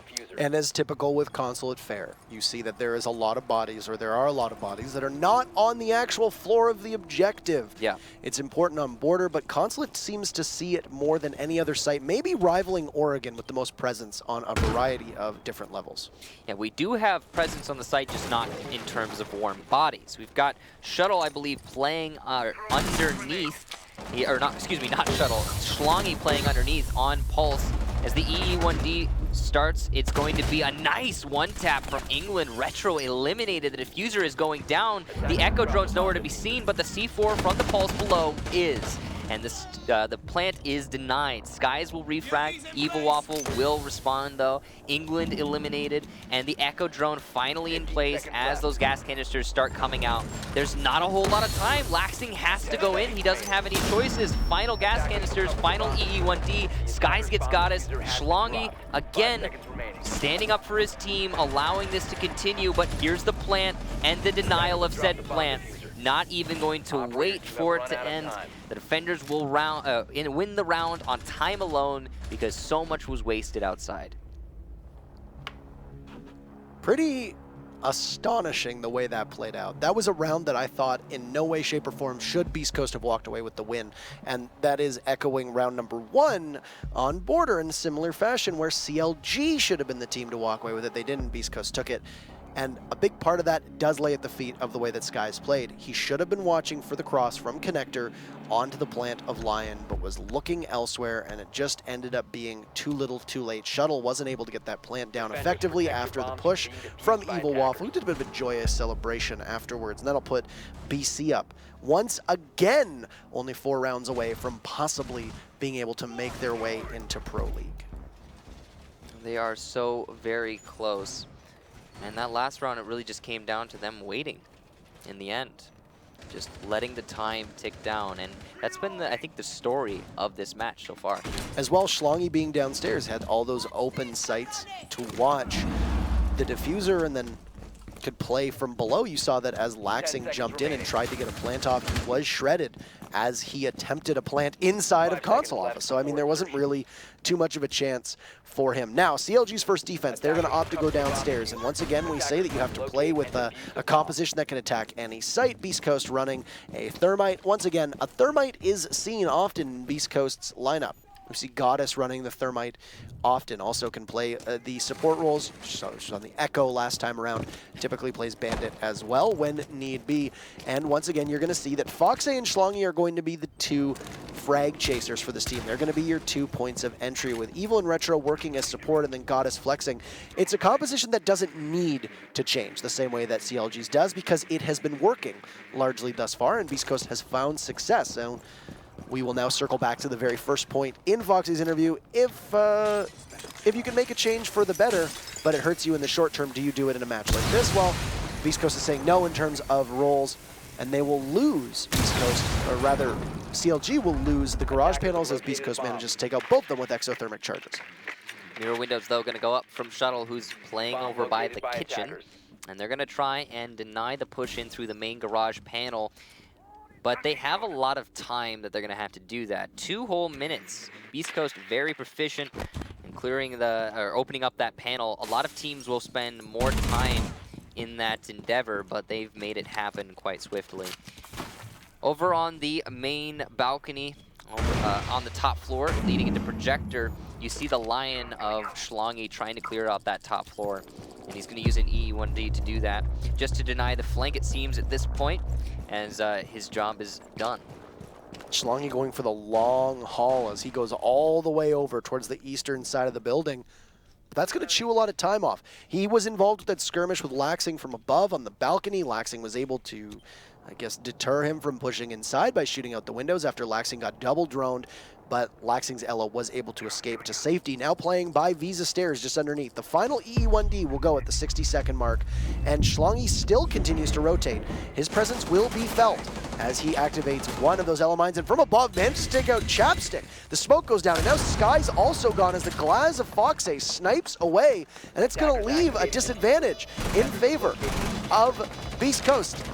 But CLG will try to tighten it up. England gets the first frag for his team, but Retro outduels England, and now it's just Laxing and Shuttle left. The Ella on the prowl will take one out, and now Shuttle going for the long snipe, but cannot do it. Foxay will reign supreme, and it's a 1v3 as Diffuser is also down, about to hit the halfway mark, leaving Laxing with just a tiny bit of his health, trying to outduel the Glaz, and Foxay will get his third kill. What a big round from the sniper of Foxay, and that's Beastcoast now up 2-0.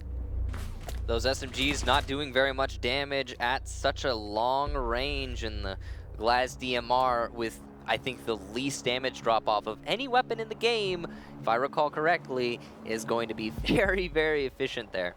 So, good job to Beastcoast opening up those garage panels so very quickly in the round. Just, okay, let's have a nice open push in through the main garage hole. And then they had to deal with the mirror windows, but they swiftly solved that problem by pushing Schlongi behind over by the Visa Stairs. He was able to get an initial entry, which turns CLG's attention to their flank, which allows Beastcoast all the while to push in and get that defuse plant down. So they are going to go on to a middle floor defense now. They seemingly are dreading going to that basement. They don't want anything to do with it. Top floor, now middle floor. A big portion of why we see teams go for lobby the same way that they would on console office above is that the defense is going to look very, very similar. The way that you defend the lobby, oftentimes teams will roll out strategies that have heavy presence in connector, maybe inside of where the other bomb site would be from above, which a lot of people would call projector by the downstairs table, just by the balcony. And if you can make it work up top, you'll go downstairs. Look at Beastcoast composition. Is exactly the same as it was when they defended up top in console office, and they're going to set up very similarly too. That's because they're defending up top. It's only in your mind that they're actually defending that middle floor, really, because they need to hold the middle floor from above. CLG is going to read into that, though, and they will be attempting to clear the top floor as per usual. When they start their push downstairs, they have to have top floor control first. Otherwise, they're meeting a lot of vertical pressure that they could have in their favor instead. And this is one of the more destructible maps in the game, right up there with the likes of Border. So that vertical pressure is oh so emphasized. Sky's had an opportunity to keep his drone alive by hiding it in those bushes, but decided to bunny hop over top of some of the leaves, and it was Foxay who found it. That's just not good drone economy, because you can use that one later on. I mean, it's only a minute in at this point. You're going to need those drones later on down the line, and now Sky's, if he doesn't have a second drone available for him, will essentially have to go in blind. You can see that he's gone in blind, but he and the rest of his team have control over admin. All 5. Well, I guess 4 technically now, as Laxing moves into printer, are over on this east side of the building, top floor in admin office. They have a clear objective in mind, and that is clearing the top. Beastcoast have mostly fallen off of this top floor, it seems, and the C4 from below will miss, so that is not good there for Beastcoast. They have Foxay at the top of the spiral stairs, which is a great position for a Valkyrie. He hasn't got a C4 left. He missed it earlier, as you could see, just in the room next to him. But the position could establish a crossfire. Evil Waffle inside a projector, trying to hold the 90-degree angle on his doorway to deny the push. We're going to see Retro eliminated by England on a very long angle. It's exactly the same as the last time, was England was able to freeze Retro and swiftly take him down. But swift isn't really the word I would use to describe this round, as Foxay on a flank. That MPX doesn't do maximum damage, but look at the crossfire. Evil Waffle and Schlongi are there to have his back, and Skies gets a kill, and they'll even it out, but England needs to get picked up. Rather, he is up himself. He'll try to go through the smoke, as it's just 45 seconds.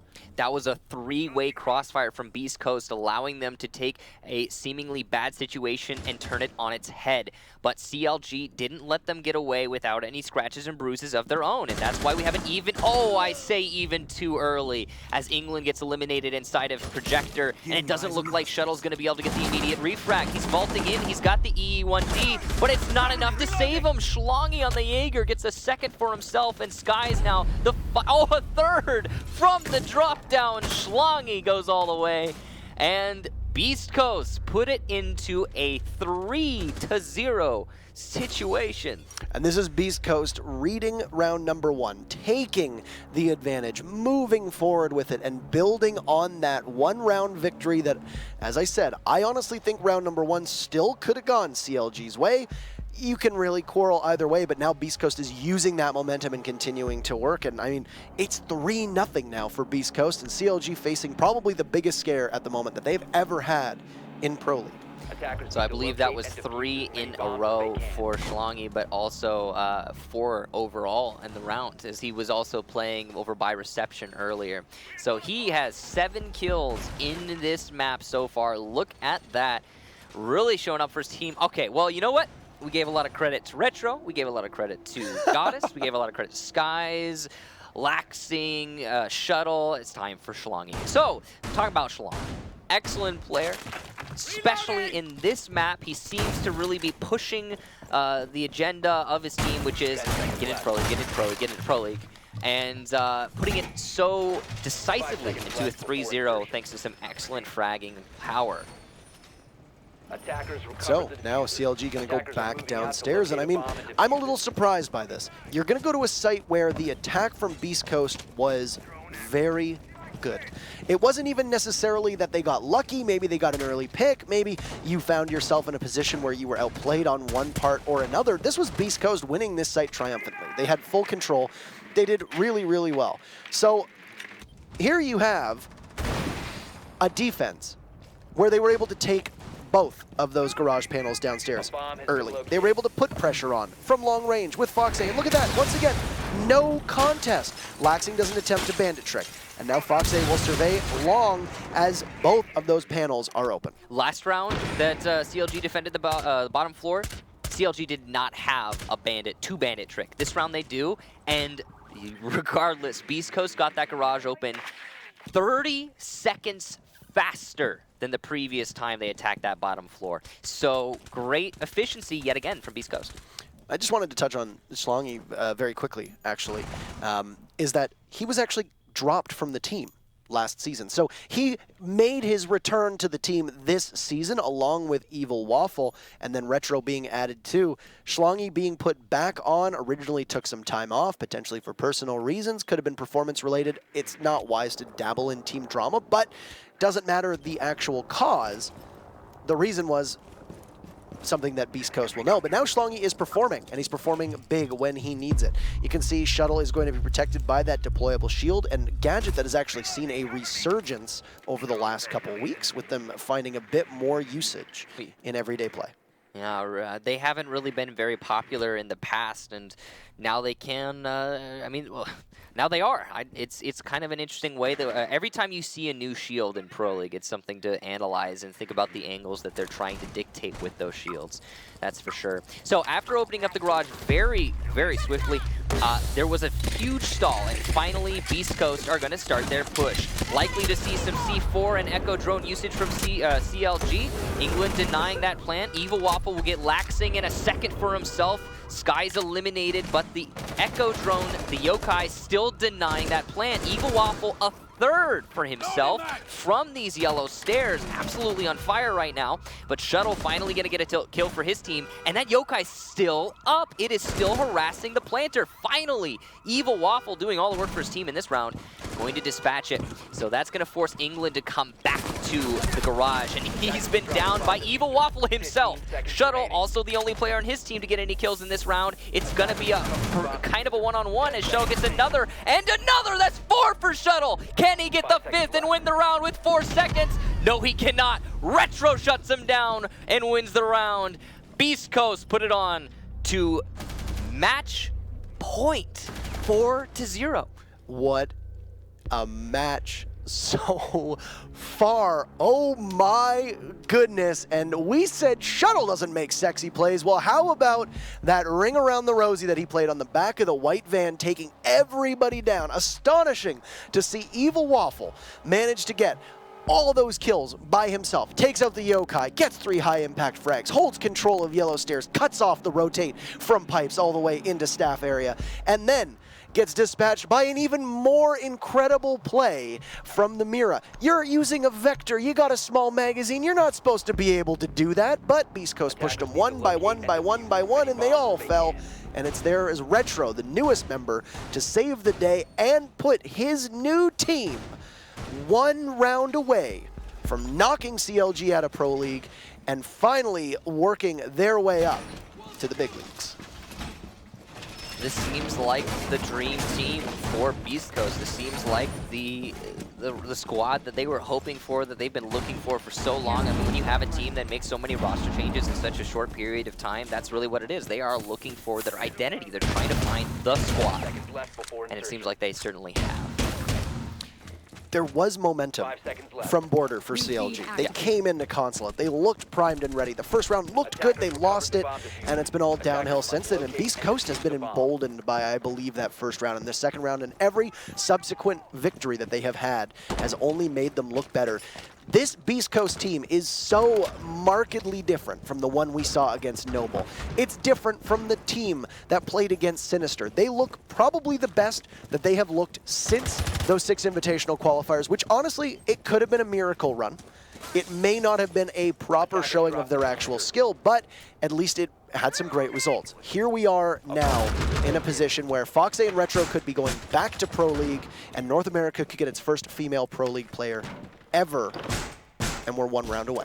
And if you're wondering who that might be, of course, it's Goddess on Beastcoast, an excellent player who has been putting in work in this match, definitely as a support role, which would be really interesting to see. But they still have to win 1 more round, and that's definitely a tall task against a team such as CLG. Every single one is going to be a fight, that's for sure. We haven't seen the CLG we expect on this map yet, but that just means they have yet to wake up. They still have this 1 round to do it, but if they can't make it happen here, then it's all over. And they will need to win.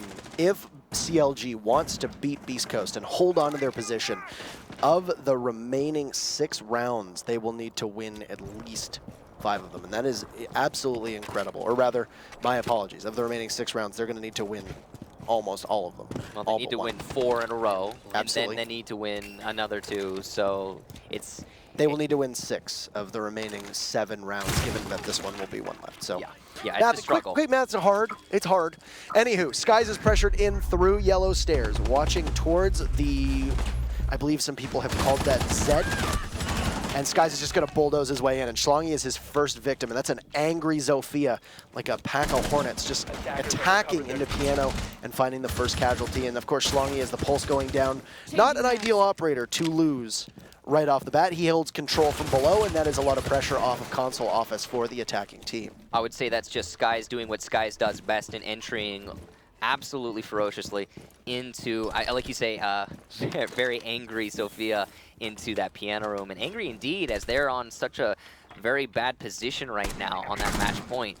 You can see Retro trying to fight off the players on the B windows, but he's not going to make it happen. CLG just push into CEO, and they're not even being contested right now. Missed shots from England, but still control, and the diffuser plant regardless. Fox AC4 will connect, and the headshot on the chap as he vaults out the window. But Skies from the yellow stairs is going to hold it down. And he will be finished off by Goddess, pushing to the top of yellow. Evil Waffle going to try and contain that diffuser and get the disable using his gas canisters. We do have players on the rappel. That's laxing, and he's going to be able to deny this with a kill onto Retro and Evil Waffle. Shuttle as well, getting one on the Goddess at the top of yellow stairs. As she, I believe, attempts to run out. Regardless, the first round for CLG as they attack onto the top floor. Blackbeard doing Blackbeard things, and Laxing being reunited with his old mistress in that very strong operator on the console office windows. That's exactly where you want your Blackbeard to be. There are still signs of life on the body of Counter Logic Gaming, but they have a very difficult journey forward, as they will need to continue to build upon that one-round victory and get 3 more along the way. Now, they're going to learn from their mistakes. They went to Garage twice. They were not successful either time. So what are they going to do? You go up top to Console office. You know what I love about CLG in that last round? They were on match point, series point, no longer in Pro League point, and they said, heck it, we're going to push in underneath where we know we need to go. We're going to deal with all the C4 from below, then we're going to bolt in through the windows and CEO, get the diffuser plant, and nothing's going to stop us. They did just that, and they got the round win with no hesitation whatsoever. Mad props to them for not getting slow like many teams often do in this situation. But you still have the issue that Sky's entried alone. You still have the issue that he could have lost that fight to Schlongi. That was not in terms of the way to play that situation. That was not an ideal solution to the problem that was that pulse. And as Sky's made that push, it was a huge gamble. You could have thrown the whole round away right there, because then it was Skies on top of Yellow watching the cross onto the diffuser to buy both Shuttle and Laxing some time. He would have been gone at the post-plant scenario, and likely CLG loses that round and gets, as you said, not in Pro League anymore point. Yeah, I absolutely agree with you. It was a huge risk. It worked out, though. And that's the most important thing, is that it worked out. They got a round win. We were looking at a 5-0, man, and it's not going to be a 5-0 anymore, all right? That's the main takeaway here. They have kept their hopes and dreams alive. But no, I think you're right. I think it was a huge gamble. I think if one player on CLG just sucks it up and drones Skies in as he entries, he'll get more kills, lose less HP in the process, and have a much smoother time of it. But we don't know if they're going to be able to make that adaptation. One thing that has been noted about CLG that I think Beastcoast is simply beating them on across the board at the moment is team cohesiveness. Yeah. Beastcoast is playing like a team. They are playing together. You can see that they're making the calls when they need to. Sky's going to get the first kill, but then try to run out onto Schlongi, and he's going to jump out the window, and he gets taken down. So he takes out Foxy. That's the Glaz for the Jaeger. I'll take that trade any day of the week, and Foxy's been having a good day so far. Those smokes off the board, as well as the ability to see through the smokes, are likely going to hinder a push in through B towards Connector, which is where Retro is now going to have to do all of the work on by himself. England also downstairs. He's got that C4 still available to him, and he's going to be able to deny the plant in CEO as soon as it starts coming down. But the rest of his team just holding on to that top floor. He doesn't have a lot of support, so if the attackers choose to push England downstairs with the little time that they have left, they might be able to get an easy kill. Schlongi on yellow stairs right now, looking in through the window. CLG very kindly has gifted him all of that space underneath Closet as they've opened it up. Goddess will drone away onto the Mira of Shuttle, who's just sitting and patiently waiting. He is going to be a big factor for CLG. If Shuttle falls, that should be complete control of B, with the exception of England. So you've got the Bandit and the Mira as really your two most significant contributors to defense. But 30 seconds to go. Goddess positioned up top. Retro will watch, and all 3 Candelas from Goddess will go. She'll repel it, look towards the mirror window, and just rush. She'll take one out with Laxing and go for another as she gets shot at from 2 different angles. Can she connect? No! Shuttle takes out Goddess, but Waffle takes out Shuttle, and now Schlongi falls. Chapstick will need to clutch, or CLG's hopes and dreams in being in Pro League are gone. Chapstick sees one, but he won't find his kill. Beastcoast go to Pro League, and CLG, for the first time, these players down to Challenger League. What a performance in a 5v1 for BC. You know, it's just an odd thought that we are not going to have CLG in Pro League, but I could not be happier for Beastcoast. Congratulations to them, finally pushing all the way. So many times they've had this attempt, and they're gonna make it happen this season. And it's monumental for them, I'm sure. This roster they have strung together seems to be the one that is going to give them, I think, a good season in the future.